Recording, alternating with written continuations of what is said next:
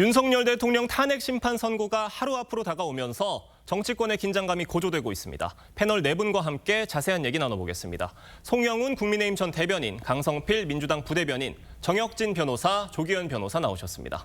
안녕하세요. 내일 오전 11시입니다. 이때 나올 탄핵 심판 선고 결과를 놓고 정치권에서는 다양한 추측들이 나오고 있습니다. 어떤 얘기 나왔는지 들어보겠습니다. 기각이나 각하가 되면 어차피 기각 각하된다라고 생각하는 재판관들 입장에서는 국론 분열을 막기 위해서 4대 4를 만들어 줄 수도 있어요. 판결 결과는 국민들의 눈높이에 맞게 만장일치로 파면하지 않을까 저는 확신하고 있습니다. 그러니까 8대0 만장일치 인용부터 4대4 기각까지 다양한 추측들이 지금 나오고 있는 건데 송영훈 대변인님께 좀 여쭤볼게요. 몇 대 몇으로 예상하냐고 질문을 드리면은 답을 안 하실 것 같아서 이 스코어만큼은 나오지 않을 것 같다 보시는 게 있으세요? 그게 현재로서는 5대3이죠. 예. 이른바 그 5대3 교착설이 한 일주일 정도 광범위하게 거론이 됐었습니다. 실제로 헌재 평의 과정에서 그런 일이 있었는지 없었는지는 저희가 외부에서 정확하게 확인할 길은 없습니다만 헌재 선고기일 지정이 늦어지면서 그런 관측이 상당히 힘을 얻었었죠. 그런데 문영배 소장대행 그리고 이미선 재판관의 퇴임이 2주가 남은 상태에서 선고기일이 고지가 됐습니다. 그것은 즉 9명째 재판관 후보자인 마은영 후보자의 임명 여부와 관계없이 헌재가 결론에 이를 수 있다라는 것을 방증하는 것으로 많은 분들이 그렇게 받아들이고 있습니다. 그렇다면은 적어도 5대3만큼은 아닐 것이다라고 하는 관측이 힘을 얻고 있고 그래서 그런 배경으로 국민의힘에서는 그러면 한 명의 재판관이 기각이나 각하로 돌아서서 4대4인 것 아니냐 이렇게 보는 것이고 또 야당에서는 그와 달리 인용적으로 재판관들의 의견 변화가 있었기 때문에 현재 인용을 염두에 두고 선고기를 잡은 것이 아니냐 이렇게 보고 있는 것 같습니다. 다만 현 시점에서는 구체적인 스코어의 예측보다는 우리 사회의 수용 가능성 또 승복 가능성을 높이는 데 주력할 필요가 있다라고 생각합니다. 그러니까 말씀해 주신 내용 정리해보면 마은혁 재판관 후보자가 만약에 임명이 되더라도 마은혁 후보자가 어떤 결론을 판단을 하든 간에 지금 결과가 흔들리지 않을 그런 스코어가 확고하게 정해져 있는 상황 같다라는 분석이신 건데 강성필 대변인님께는 좀 다른 질문 드려볼게요. 8대0 만장일치 인용. 정말 그렇게 확신을 좀 하세요? 지금 민주당 지도부 입장은 그렇지 않습니까? 네, 맞습니다. 그러니까 방금 송영훈 대변인께서 말씀 잘 해주셨는데 그 이유를 들어보면 어쨌든 5대3 교착설은 이제는 가능성이 거의 사라졌다고 볼 수 있는 거 아니겠습니까? 그러면은 사실 저는 4대4 아니면 8대0으로 저는 기울어졌다고 생각을 합니다. 왜냐하면 재판관들께서 굳이 본인들의 의견이 있다고 하더라도 지금처럼 사회적인 갈등과 분열이 지금 심각한 상황에서 굳이 소수 의견이라든가 별개의 의견의 어떤 가능성을 넓혀가지고 국민 분열을 초래하지는 않을 것으로 보이기 때문에 저는 사회 갈등을 봉합하는 차원에서 한쪽으로 대세를 확실히 기울여서 결정을 낼 것 같다. 그런 차원에서 저희 민주당이 느꼈을 때는 상식적인 선에서 명백하게 불법적인 요소가 있고 요건이 갖추어지지 않은 비상계엄이었기 때문에 저희는 8대0으로 확신하고 있는 겁니다. 네, 지금 뭐 여러 가지 추측들이 있는 상황입니다. 지금 SNS를 통해서는 근거가 불분명한 이른바 지라시가 난무하고 있는 상황인데 정혁진 변호사님께서도 그 일종의 여러 가지 추측성 글들 많이 받아보셨을 것 같습니다. 그 글들 중에 좀 이렇게 신빙성이 있는 것 같다 느끼시는 것들이 좀 있으세요? 글쎄요, 저도 몇 개 받았는데요. 예. 다 그럴듯해요. 그런데 결과는 정반대인 이야기들이 많은데 네. 다 하나같이 근거를 대면서 이렇게 쭉 이야기를 하는 걸 보니까 그냥 그럴 수 있겠다, 혹한다 그런 생각은 드는데 그런데 제가 봤을 때요. 인용이 나오든 또는 기각 각하가 나오든 어떤 결과가 나와도 우리 사회는 당분간은 시끄러울 수밖에 없다라고 하는 것이 자명한 거 아니겠습니까? 그런데 이와 같은 이른바 찌라시들은 그러한 우리나라의 소란과 갈등을 증폭시킬 뿐이다. 저는 개인적으로 그런 생각이 들고요. 이제 뭐 한 24시간 정도밖에 안 남지 않았습니까? 그러니까 이제는 조용히 결과를 기다리는 것이 그게 필요한 상황 아닌가 그런 생각 듭니다. 조기현 변호사님은 어떠십니까? 그런 이른바 밭글이라는 형태의 글들을 여러 가지 좀 받아보셨을 것 같은데 그 글들 중에 이거는 조금 뭐 논리가 있는 것 같다, 근거가 있는 것 같다 이렇게 느끼신 것들이 좀 있으세요? 근데 여러 개를 받았는데 예. 그럴듯해 보이는 밭글들도 꽤 있었습니다. 예. 그런데 결과적으로 하나도 맞지가 않았습니다. 네. 지금 돌이켜보면 헌법재판소 재판관의 평의 내용은 실제 완벽한 보안이 거의 지켜졌다고 보는 게 맞을 것 같고요. 예. 주변의 얘기를 추측한 내용들이 그럴듯하게 쓰여졌던 내용 같은데 그것이 이제 여러 가지 혼선을 초래하면서 불필요한 논란을 야기했던 것 같습니다. 정혁진 변호사님 말씀대로 지금은 이제 헌법재판소가 좀 다소 일찍 선고기일을 정하고 마지막 지금 결정문을 가다듬는 평의를 하고 있는 것으로 보이는데 내일 결과를 차분하게 지켜보면 될 것 같습니다. 네, 그럼 뭐 여러 가지 추측성 글들이 있는 상황이고 결과는 사실 뚜껑을 열어봐야 알 수 있는 건데 사실 여러 가지 지금 쟁점들이 있지 않습니까? 그 쟁점들을 헌법재판관들이 각각 어떻게 평가하느냐에 따라서 결국 결과는 달라지게 되는 겁니다. 어떻게 보세요, 정의진 변호사님? 글쎄요, 저는 개인적으로 만약에 저보고 하라고 하면 각하일 수밖에 없다. 왜냐하면 이것은 계엄이 그 핵심이 아니고 내란이 핵심이지 않습니까? 그런데 내란죄 관련된 부분은 실질적으로 빠졌어요. 그걸 어떻게 할 수 있느냐? 재판을 11번밖에 안 하지 않았습니까? 11번 가지고 어떻게 내란죄가 있었는지 없었는지 여부를 계엄과 더불어서 이거를 그 판단할 수 있겠는가? 예. 제대로 판단이 되지 않았다는 이야기예요. 그렇기 때문에 이거는 그다음에 내란죄가 빠졌다라고 하는 것은 소추 사실의 동일성이 바뀌었다는 이야기인 거고 단적으로 누가 그런 이야기합니까? 안철수 의원은 12월 7일에도 그 탄핵 소추가 돼야 된다고 이야기를 했었고 14일에도 찬성을 했던 그 국회의원인데 안철수 의원조차도 만약에 이런 식으로 진행될 것 같았으면 난 찬성하지 않았을 것이다. 이런 이야기 하지 않았습니까? 예. 그러니까 순수한 법리적으로만 따지면 허영 교수님 말씀처럼 각하가 되는 게 저는 개인적으로 맞다라고 생각을 하는데 헌법재판소가 이런저런 정치적 고려 같은 것들을 해가지고 결론을 내리지 않을까 저는 그런 생각 듭니다. 그런 여러 가지 쟁점들에 대해서 재판관들이 정치적 고려를 좀 할 것이다 이런 말씀이신데 그 쟁점들 중에 그 내란죄를 철회한 부분이 핵심 쟁점일 것이다 이런 관측도 있잖아요. 이건 어떻게 보세요? 그 문제 제기가 계속돼 왔었으니까요. 그런데 저는 최종 의견에서 각하 의견을 낼 재판관은 없다고 봅니다. 이 문제는 2017년 박근혜 대통령 사건 때 이미 정리된 바가 있고요. 이 사건에서 명백하게 내란죄를 뺐다고 하는데 실제 이 소추 의결된 그 탄핵 소추문을 보면 그 내용 그대로 있습니다. 예. 내란 범죄의 형사적 범죄 성립 여부를 다투는 것이 아니라 내란 범죄 행위가 위헌 위법성을 다투겠다는 취지로 그 내용을 바꾼 거여서 그게 소추 사유의 동일성을 해친 게 아닙니다. 이 부분은 이미 재판 시작할 때 재판부가 정리를 하고 간 문제이고요. 그래서 관련해서 이 문제 제기를 윤석열 대통령 측이 계속 해오고 있었기 때문에 법리적으로 이 완결성을 보충하는 측면에 보충 의견이 일부 들어갈 수는 있지만 각하 의견을 최종적으로 고수하면서 그 의견을 결정문에 담는 재판관은 없을 것으로 보여집니다. 네, 지금 선고가 임박해 오면서 여야는 승복 여부를 놓고 공방을 벌였습니다. 여야 목소리 들어보겠습니다. 어떤 결정이든 승복하겠다는 얘기를 분명히 해야 됩니다. 계속해서 일관되게 승복해야 된다라는 얘기를 해왔는데 민주당이 아직까지도 그런 목소리를 제대로 내고 있지 않은 것은 매우 아쉬운 일이고 매우 유감스러운 일이다. 헌법 자체를 통째로 파괴하려 한 행위 그리고 실제 착수한 그 행위에 대해서 헌정 질서를 지키기 위한 결단이 없을 수가 있겠습니까? 이 입장 여전히 변함없다고 보면 될까요? 승복은 윤석열이 하는 겁니다. 이재명 대표가 기자의 질문에 다소 날선 반응을 보였습니다. 사실 결과에 승복한다는 말이 그렇게 뭐 상식적으로 뭐 틀린 말이 아니잖아요. 뭐 당연한 얘기인 건데 이재명 대표가 저렇게 질문을 받고도 그 말에 승복을 하겠다라고 대답을 하기가 다소 좀 어려웠던 건지 어떻게 보세요? 저 장면이요. 이재명 대표에게는 굉장히 결정적 순간의 하나로 작용할 수 있다고 봅니다. 예. 작년 12월 27일에 그 한덕수 권한대행 탄핵소추 의결을 할 때 그때 많은 국회의원들이 국회의장석을 둘러싸고 그 논쟁을 벌이고 있을 때 이재명 대표가 등을 돌려서 나오면서 웃음을 짓는 듯한 장면. 많은 국민들께서 기억하고 계시지 않습니까? 방금 전에 보셨던 그 대통령이라는 호칭조차 쓰지 않고 승복은 윤석열이 하는 겁니다. 즉 이렇게 상대를 무릎 꿇리고자 하는 태도 이런 것들을 국민들께서 아주 유심히 보셨을 거라고 생각합니다. 이 승복선언이라고 하는 것은 결과가 나온 뒤에 나에게 유리하게 나왔을 때 당신들이 승복해야 하는 것이다 라고 말하는 것은 너무나 쉽습니다. 그러나 결과가 나에게 유리할 수도 있고 불리할 수도 있고 그 불확실성의 가능성이 남아있을 때 어떤 결과에도 승복하겠다라고 하는 것이 헌법을 존중하는 자유민주주의자의 태도인 것이죠. 그런 것과 이재명 대표는 너무나 거리가 멀다라는 것을 특히나 중도층이 아주 민감하게 봤을 것이고 이 탄핵에 찬성하는 중도층 중에서도 그분들은 사실은 이재명 대표가 상대방을 무릎 꿇리라고 탄핵에 찬성하는 것은 아니기 때문에 이런 부분 이재명 대표에게 결정적 순간으로 작용할 것이다라는 말씀드립니다. 네, 지금 이재명 대표는 윤 대통령이 복귀를 하면 유혈 사태 가능성이 있다 이런 발언도 했는데 누군가가 듣기에는 다소 섬뜩하게 들릴 수도 있을 것 같아요. 지금 국민의힘은 이 발언을 두고 굉장히 반발을 하고 있습니다. 그런데 이제 이러한 발언들이 나온 배경을 좀 보면은요.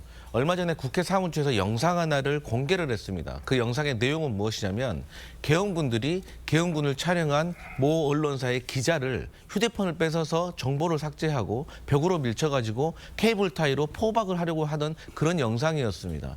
쉽게 말해서 윤석열 대통령께서는 탄핵 심판 중에서도 아무 일도 일어나지 않았다라고 주장을 하셨지만 실제로 언론사 기자를 이렇게 압박하는 듯한 포박하려고 했던 정황들이 영상으로 공개가 된 겁니다.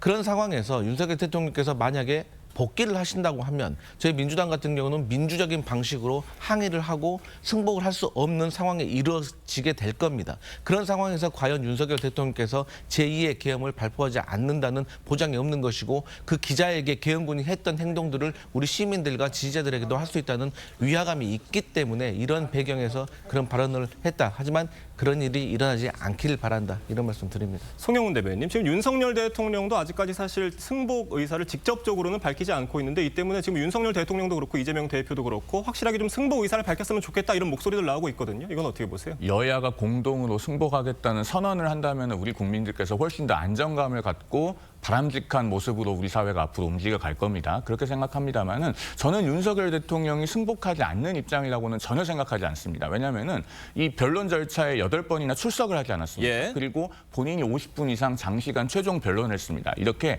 직접 출석을 해서 절차에 적극적으로 임한다는 것은 그 행위 자체가 나에게 어떤 결과가 나오더라도 승복하겠다라는 것을 내재하고 있는 겁니다. 즉 윤석열 대통령은 본인의 승복 가능성을 행동으로 보여준 것이고 반면에 이재명 대표는 한 유튜브 채널에 출연해서 승복하지 않으면 어쩌겠느냐라고 얘기를 했다가도 어제 보셨다시피 승복은 윤 대통령이 하는 것입니다. 이렇게 말하면서 상대를 무릎 꿇리는 듯한 태도를 보였다. 이런 부분은 국민들께서 좀 유의미한 차이가 있는 것으로 보고 계실 것이다라고 생각합니다. 네, 지금 이런 상황에서 어제 국회 본회의에는 야당이 발의한 최상목 부총리 탄핵안이 보고가 됐는데 민주당이 표결 여부에 대해서는 아직 결정을 내리지 않았습니다. 사실 민주당의 스텝에 조금 꼬인 게 아닌가 이런 생각이 들어요. 4월 4일 선고가 나올지를 모르고 지금 이런 작업들이 이루어지다가 선고가 일이 나오니까 이 부분에 대해서 조금 숨을 돌리는 분위기가 아닌가 싶은데 어떻게 보세요? 글쎄요, 한마디로 넌센스라고 저는 생각하고요.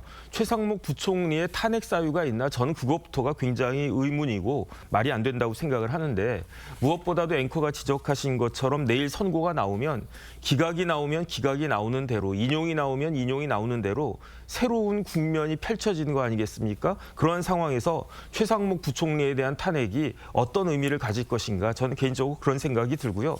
왜 이렇게 불필요한 일을 지금과 같이 엄중하고 중요하고 긴장된 상황에서 하는 것인지 이것도 하나의 의미가 있는 것인가 저는 그런 생각도 듭니다. 사실 오늘 새벽에 트럼프 대통령이 관세 부과 발표를 했고 결국 지금 발효가 된 상황인데 이런 상황 지금 관세 전쟁이 본격화된 상황에서 이런 경제 사령탑을 흔드는 이런 모습이 정말 우려스럽다 이런 목소리를 나오고 있는데 지금 민주당에서는 최상목 부총리 탄핵은 어떻게 할 것으로 좀 보세요?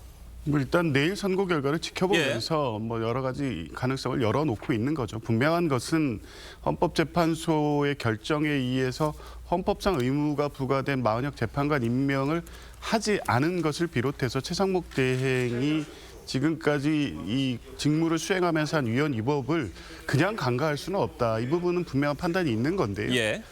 그럼에도 불구하고 지금까지 탄핵 소추를 의결하고 하지는 않은 것 아닙니까? 적어도 권한 대행일 때에는 그 국가적 혼란을 초래하는 정도까지 가야 되느냐에 대한 여러 가지 민주당 내부의 의견 대립이 있었고 그런데 최근에는 마은혁 재판관을 임명하지 않고 선고 일정을 계속 지체하는 상황이었기 때문에 이제는 더 이상 지체할 수 없다는 차원에서 이 탄핵소추안을 발의하고 본회의 보고가 이루어졌지만 내일 결과 사항을 보고 또 대외적 상황까지 지켜보면서 민주당이 좀 다시 추가적인 논의를 할 것으로 봅니다. 네. 내일 헌재가 탄핵 소추안을 만약에 인용을 하면 조기 대선은 실시가 되는 겁니다. 이 헌법상 60일 이내에 후임자를 뽑아야 하는 만큼 6월 3일까지 대선을 치러야 하는 이런 상황인 건데 송영훈 대변인님, 지금 여권, 대권 잠룡들의 기류는 좀 복잡 미묘할 수 있을 것 같거든요. 어떻습니까? 아무래도 내일 만약에 헌법재판소가 인용 결정한다면은 조기 대선은 현실이 됩니다. 인정하고 싶든 인정하고 싶지 않든 60일 이내에 조기 대선을 치르게 되는 것이고, 예. 자 그렇게 됐을 때 아마 이제 많은 당원과 지지층이 국민의힘으로서는 상실감에 빠진 상태이긴 할 겁니다. 그분들의 마음을 달래고 위로해드리는 일은 반드시 필요합니다만은 동시에 그 조기 대선을 현실적으로 잘 치르기 위한 여러 가지 노력들, 특히나 당의 노선을 건강하게 바꾸는 작업들은 반드시 필요하다고 생각합니다. 아마 저희가 오늘 이야기를 나누게 되겠습니다만은 어제 있었던 전국적인 재보궐선거, 국민의힘이 많은 중요한 지역에서 패했습니다. 특히 그동안에 2003년 재보궐선거를 포함해서 8승 1패를 기록했던 거제시장 선거에서마저도 18.6% 차이로 졌고, 아산시장 선거에서는 17.6% 차이로 대패를 했습니다. 또 그 정당 공천은 없었습니다만 부산교육감 선거는 보수 후보가 11% 차이로 졌거든요. 지금 이런 상황은 국민의힘의 어떤 그동안에 한쪽으로 쏠렸던 노선들을 중도화하지 않으면은 대선을 치르기 어렵다. 그리고 인물에 있어서도 상당한 변화가 필요하다. 이런 것들을 보여주는 것이기 때문에 만약에 내일 인용 결정이 있게 된다면은 당의 가시적인 변화는 빠른 속도로 이루어져야 하지 않을까 하고 생각합니다. 네, 지금 뭐 이런 여당 상황 밖에서 보시기엔 어떻습니까, 권성필 대변인? 그러니까 이제 이재명 대표의 사법 리스크가 거의 해소된 상태에서 윤석열 대통령의 탄핵 심판이 인용이 된다고 하면 사실상 조기 대선이 열리는 거잖아요. 그러면 조기 대선이 열린다면 제가 생각했을 때 이 여권의 잠룡이라고 불리시는 분들은 조기 대선의 결과에 좀 집착하기보다는 대선 이후에 당권에 대해서 어떻게 대비하는 것이 좋을까라고 하는 것이 현실적인 것 같습니다. 그래서 저희가 삼자적인 입장에서 봤을 때는 당연히 윤석열 대통령과 결별을 하고 당의 전폭적인 변화와 쇄신을 주는 것이 맞지만, 만약에 대선 이후에도 윤석열 대통령에 대한 지지가 지금처럼 살아있다고 하면 여권의 잠룡들이 상당히 변화와 쇄신을 말하기는 어려운 상황이 될 겁니다. 그렇게 된다면 우리 송 변호사님께서 말씀하셨듯이 중도층 공략하기 상당히 어려운 그런 난감한 상황에 놓일 텐데요. 거기에 대해서 잠룡들이 어떤 스탠스를 취하기가 상당히 어려울 것이다. 저는 그렇게 보여집니다. 네, 정혁진 변호사님 보시기에는 지금 여권 잠룡들의 행보 좀 어떻게 가져가야 될 것으로 보세요?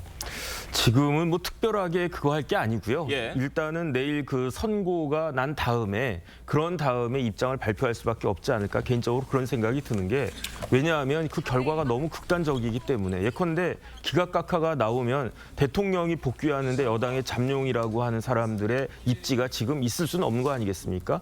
그런데 정말로 만에 하나 대통령에 대한 탄핵이 인용이 되기 시작하면 그때부터는 여당이든 야당이든 대선 레이스가 펼쳐질 수밖에 없는데, 야당 같은 경우에는 뭐 누가 그 대선 후보가 될지는 뭐 그 물어보나 마나한 거고, 여당 같은 경우에는 그때부터 굉장히 짧은 시간이지만 국민들한테 인상적인 그런 경선의 모습을 보이고, 그렇게 해가지고 후보를 뽑아야지, 그래야지 야당에 대응할 수 있는 그런 정도가 될 거기 때문에 제일 중요한 거는요, 특히 여당의 후보자들은 사심을 버리는 그런 모습을 국민들한테 보여줘야, 그래야지 국민들한테 최종적으로 선택을 받을 수 있을 것이다. 저는 그렇게 생각합니다. 제가 민주당 얘기도 좀 해보겠습니다. 만약에 내일 파면 결정이 난다면은 민주당 내에서는 사실상 지금 이재명 대표 독주 체제이기 때문에 뭐 당내 경선을 안 할 수도 있는 거 아니냐, 이런 관측까지도 지금 나오고 있거든요. 어떻게 보세요? 글쎄요, 뭐 일단 내일이 지나봐야 알겠지만 예. 그렇지 않을 가능성이 더 높다고 보는데요. 조금 전에 강성필 부대변인이 국민의힘이 대선의 결과보다는 그 이후를 보듯이 민주당의 지금 예비 주자들도 의미 있는 경선 과정이 될 것이냐에 대한 판단은 이미 있겠지만, 대선 이후에 민주당의 어떤 향후 행보, 그리고 향후의 어떤 정체성, 정치적 입지, 이런 걸 고려하면 자기 목소리를 내야 되고 일종의 예. 세력화가 필요하다는 생각들을 분명히 갖고 계실 거기 때문에, 그런 차원에서 접근을 한다면 뭐 결과와 관계없이 경선 과정에서 목소리를 내겠다, 이런 분들이 있을 수 있을 겁니다. 네. 사실 뭐 이재명 대표만큼이나 지금 뭐 행보가 궁금한 게 비명계의 행보입니다. 비명계의 경우에는 뭐 사실상 일각에서는 대권보다도 차기 당권에 도전할 것이다, 이런 분석들도 있더라고요. 어떻습니까? 네, 맞습니다. 근데 이제 사실 지금 민주당 상황에서는 차기 당권과 관련해 가지고의 예측을 하는 것보다는 어쨌든 조기 대선이 열린다고 하면 이 조기 대선에서 경선 과정 속에서 상대 후보들 간의 어떤 갈등을 최소화시키는 것이 저희는 가장 중요한 포인트라고 생각하고, 그런 차원에서 저는 개인적으로 경선의 기간은 최대한 짧게, 하지만 룰은 상대 후보들, 그러니까 이재명 대표를 제외한 상대 후보들이 원하는 걸 전격적으로 이재명 대표가 다 받아주는 그런 모양새를 취하면서 어떤 인신 공격성 어떤 경선보다는 정책이라든지, 그리고 이번에 어떤 탄핵 심판 도중에 보여줬던 어떤 헌법 재판관들의 임기 문제라든지 권한 대행의 어떤 지위와 관련된 여러 가지 법정 미비에 대해서 다양하게 토론을 할 수 있는 그런 생산적인 경선이 됐으면 좋겠습니다. 네, 저희가 어제 열린 재보궐선거 소식도 짧게 짚어보겠습니다. 송영훈 대변인, 아까 짧게 말씀을 해주셨는데 국민의힘은 경남 거제에서 졌고요. 민주당은 전남 담양에서 졌습니다. 이거 어떻게 보세요? 일단 그 국민의힘에 소속된 입장에서는 어제 선거 결과를 굉장히 뼈아프게 받아들이고 마음이 아픕니다. 이대로 가면은 국민의힘은 추풍령을 넘을 수 없는 당이 됩니다. 예. 김천시장 TK에서 한 곳 이기고 나머지 기초단체장을 다 못 이겼는데 특히나 거제에서 앞서도 말씀드렸지만 원래 8승 1패를 했던 곳인데 18.6% 차이로 참패를 했습니다. 굉장히 충격적이고요. 그리고 부산에서 지난 대선 때 윤석열 대통령이 43만 8천 표를 이겼습니다. 작년 총선에서 부산의 국민의힘 지역구 후보들은 총 합쳐서 17만 표를 이겼습니다. 그런데 부산의 보수 교육감 후보는 어제 11%를 졌거든요. 그러면은 이런 것들이 그동안에 누적된 어떤 강경 보수 노선 그리고 계엄에 대해서 분명한 평가를 하지 못하고 탄핵에 대한 반대만을 소리 높여 외쳤던 노선만으로는 국민의 마음을 충분히 얻을 수 없다는 걸 보여주는 겁니다. 그렇기 때문에 앞으로 만약에 정말로 탄핵이 인용되는 경우가 발생한다면은 계엄에 반대하고 탄핵에 찬성하고 그리고 중도 확장성이 있는 그런 인물과 노선으로의 재편이 굉장히 시급하다. 이것을 보여주는 결과가 아닐까 생각이 되고 짧게 덧붙이면은 호남에서도 의미 있는 결과가 있었습니다. 담양 군수 선거에서 민주당 후보가 패배를 했는데 여기 이재명 대표가 지원을 했던 곳 아닙니까? 그럼에도 불구하고 조국혁신당 후보가 당선이 됐다는 점에서 사실은 이재명 대표도 호남에서 빨간불이 들어온 상황이 아닌가 이렇게 보여집니다. 거제에서 국민의힘이 패한 얘기는 아까 송영훈 대변인이 한번 해주셔서 민주당으로서는 전남 담양에서 조국혁신당에 패한 게 굉장히 뼈가 아플 수 있겠다 이런 생각이 들어요. 짧게 얘기해 주신다면요. 당연하죠. 전국적으로 압승을 했어도 호남에서의 패배는 늘 민주당이 경계하고 우려해야 될 어떤 결과로 볼 수밖에 없고요. 예. 당 전체 지지율의 최근 여론조사에 변화가 없었는데도 불구하고 이 결과를 냈다면 민주당이 보내는 호남 민심의 메시지가 분명히 있는 겁니다. 그걸 잘 분석해서 이후에 그 민심에 부응하도록 해야 될 어떤 과제가 생겼다 이렇게 봅니다. 네, 알겠습니다. 오늘 네 분 말씀은 여기까지 듣도록 하겠습니다. 감사합니다.